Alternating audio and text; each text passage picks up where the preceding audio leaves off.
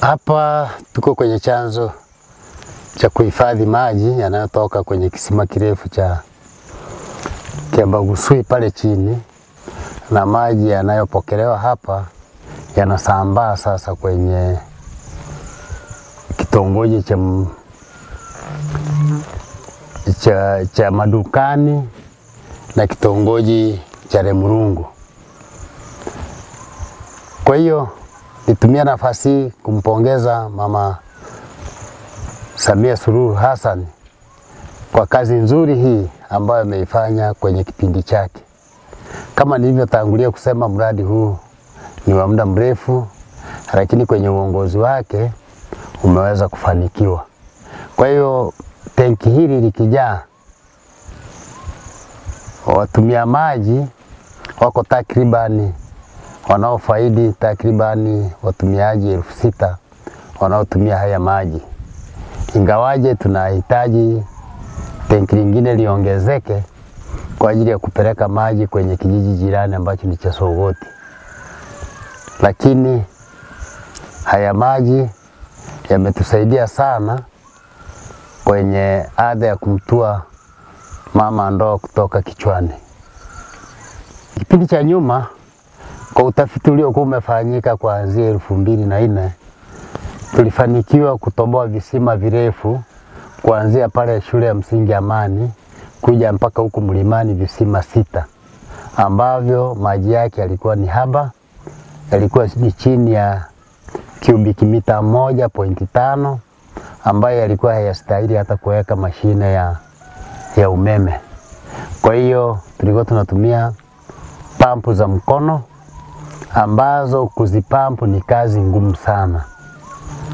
Kwa hiyo tunafurahia kwa sababu sasa tumepata kisima kirefu ambacho kinatumia umeme na miundombinu imeshakamilika kupampu maji kuja kwenye main tank hapa, na kupata urahisi sasa wa kuweza kupata hiyo huduma ya maji.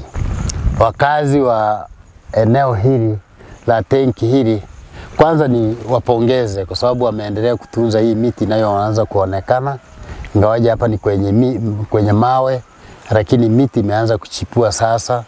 Kwa hiyo nadhani wanakubaliana kutunza mazingira, na niendelee kuwaasa wasikate hii miti kwa ajili ya kuhakikisha kwamba wanatunza mazingira kwenye eneo hili la storage tank ambalo liko hapa Kimorigeseu. Tarajio yetu kwanza ni kuhakikisha kwamba watumia maji wanachangia huduma za maji. Lakini pili, haya maji tunaomba serikali tusaidie ili yaweze kusambazwa mpaka kwenye kijiji jirani cha Sogoti. Na hiki kijiji kiko juu ya mlima, na kwa kweli huduma za maji ni shida kwa sababu pale kwenye kijiji hicho kizima kina chanzo kimoja tu cha asili ambacho watu wanakaa kusubiriana maji. Vinginevyo inabidi watu washuke mlima kwenda kule Matanga kwa ajili ya kuchota maji, na kulingana na mpando uliopo watu wawezi wakabeba ndoo kwa kuweka kwenye kichwa katikati, ila wanaiweka ndoo kwenye uso ndio waweze kupanda mlima kufikisha maji kwenye kijiji cha Sogoti. Kwa hiyo serikali tunaendelea kuiomba itusaidie ili huduma hizi ziweze kufikia kwenye kijiji jirani, lakini pia kwenye kitongoji cha Getenga ambacho ni kinatokana na kijiji cha Kibancha ambacho hakijapata huduma. Kipindi cha nyuma ni kwetu tulikuwa tuna shida na maji, tulikuwa tunayafuata kwa maporomoko chini na Msati na Nyahende. Kipindi cha nyuma ile, kwa sasa hivi tanki limelipokuja tuna uweni kidogo, ila bado halijakaa sawa. Unakuta siku zingine maji yanakuwa ni shida, bomba limepasuka, unakuta tunapata changamoto sana za maji. Sasa tunawaomba wataalamu turekebishie kusudi wa mama wa Kibancha tunasi tupate nafuu ya maji. Hiyo mliangalie tupate unafuu wa maji.